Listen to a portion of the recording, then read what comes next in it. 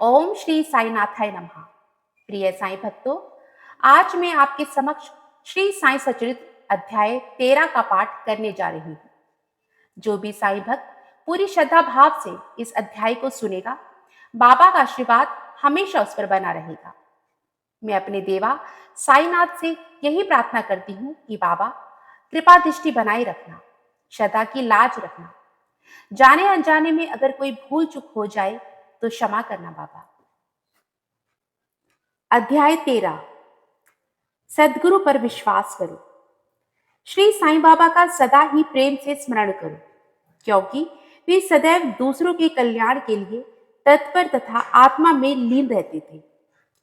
उनका स्मरण करना ही जीवन और मृत्यु की पहेली हल करना है। जब तक इंद्रियां बलिष्ठ हैं, क्षण क्षण इस साधना को आचरण में लाना चाहिए। अन्य सब देवी देवता तो भ्रमित करने वाले हैं, केवल गुरु ही ईश्वर है। हमें उनके ही पवित्र चरण कमलों में श्रद्धा रखनी चाहिए। वे तो हर इंसान के भाग्य विधाता और प्रेम में प्रभु हैं। जो अनन्य भाव से उनकी सेवा करेंगे, वे भवसागर से निश्चय ही मुक्त हो जाएंगे। न्याय अथवा मीमांसा या दर्शन शास्त्र पढ़ने की कोई भी आवश्यकता नहीं है। जिस प्रकार नदी या समुद्र पार करते समय नाविक पर विश्वास रखते हैं, उसी प्रकार का विश्वास हमें भवसागर से पार होने के लिए सद्गुरु पर करना चाहिए। श्री साईं बाबा का अद्भुत बिछौना।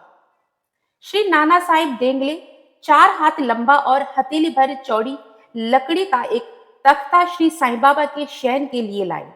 बाबा ने पुरानी चिंदियों से मस्जिद की बल्ली से उसे झूले के समान बांधकर उस पर शयन करना आरंभ कर दिया। चिंदियों के बिल्कुल पतली और कमजोर होने के कारण लोगों को उसका झूला बनाना एक पहेली सा बन गया।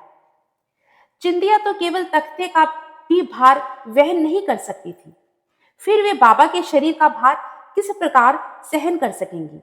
परंतु यह तो बाबा की एक लीला थी।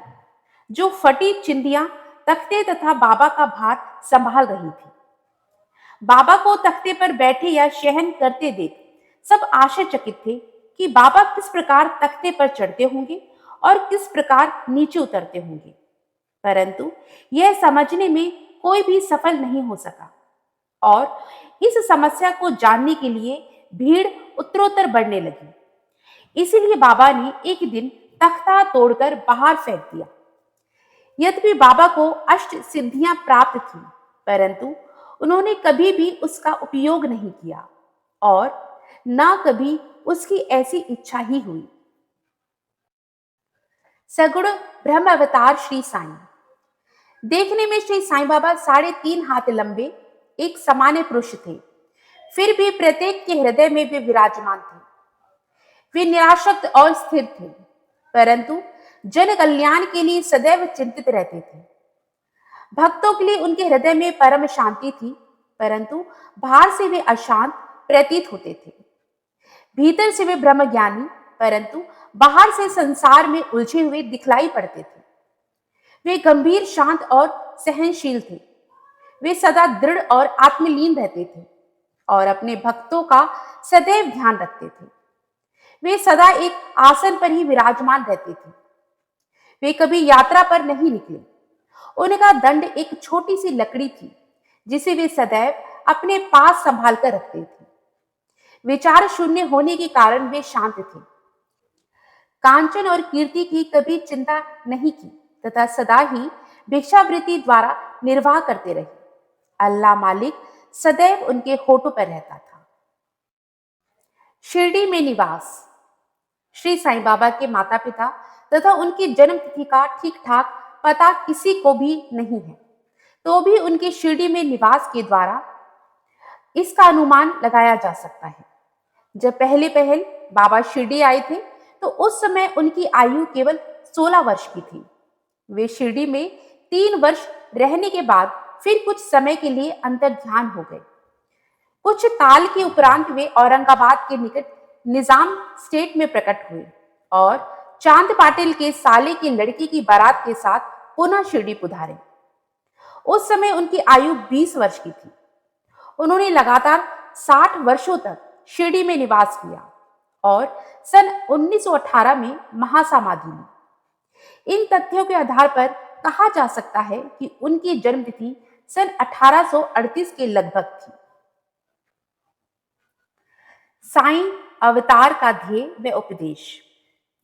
17वीं शताब्दी 1608 से 1681 में संत रामदास प्रकट हुए और उन्होंने यवनों से गायों और ब्राह्मणों की रक्षा की।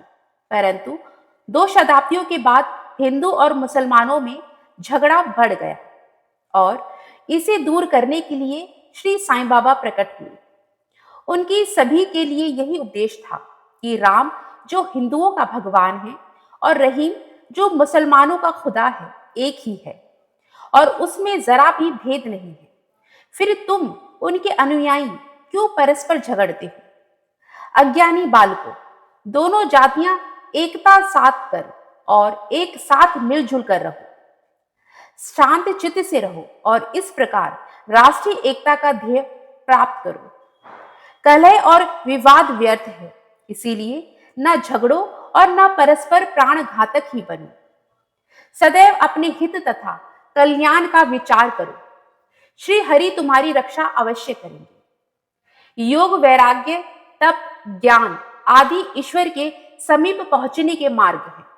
यदि तुम किसी तरह सफल साधक नहीं बन सकते तो तुम्हारा जन्म व्यर्थ है।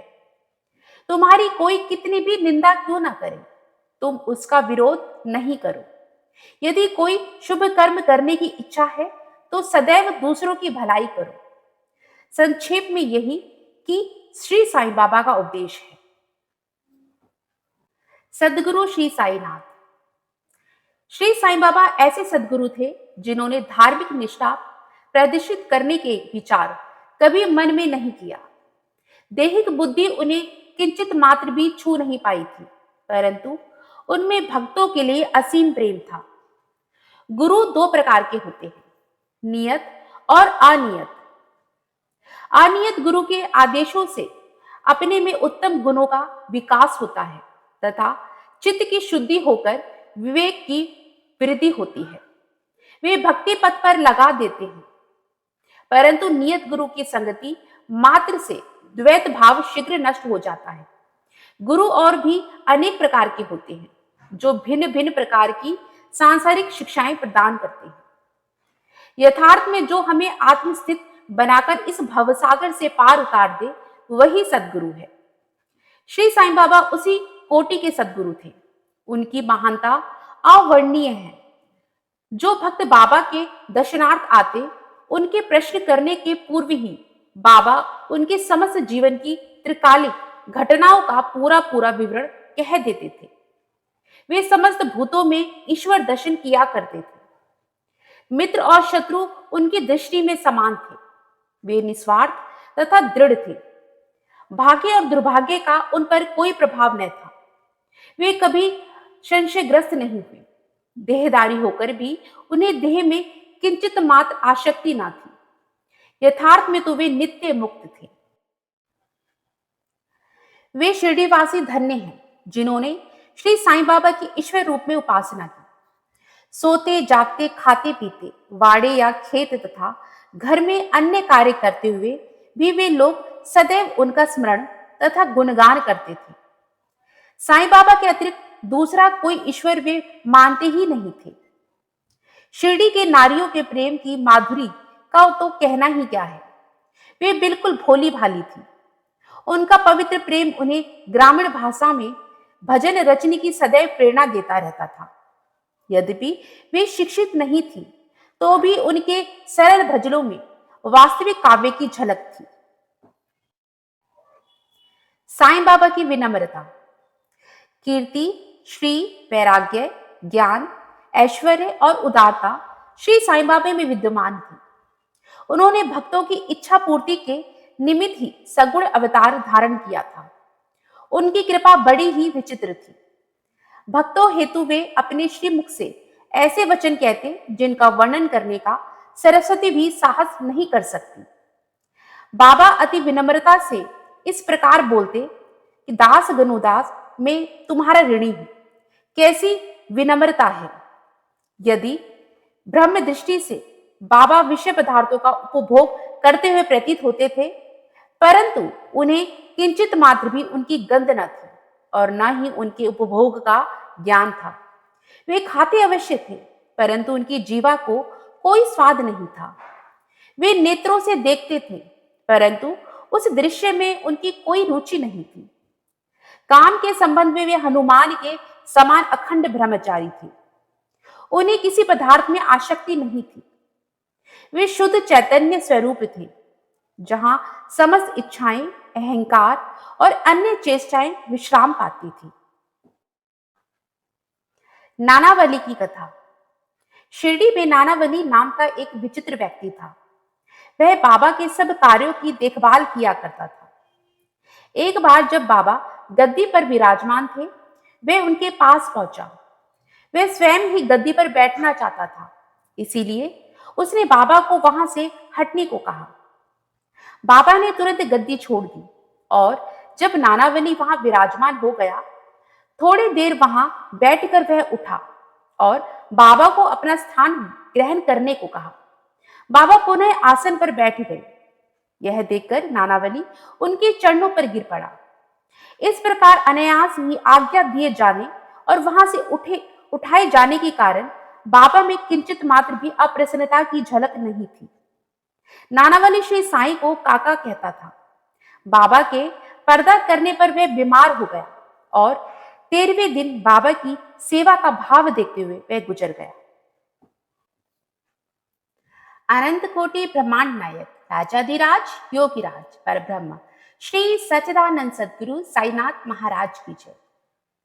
जिस भी साईं भक्त ने इस अध्याय को सच्चे भाव, श्रद्धा और विश्वास के साथ सुना है, बाबा उसकी सभी मनोकामनाएं पूर्ण करे और बाबा का आशीर्वाद हमेशा उस भक्त पर और उसके परिवार पर बना रहे।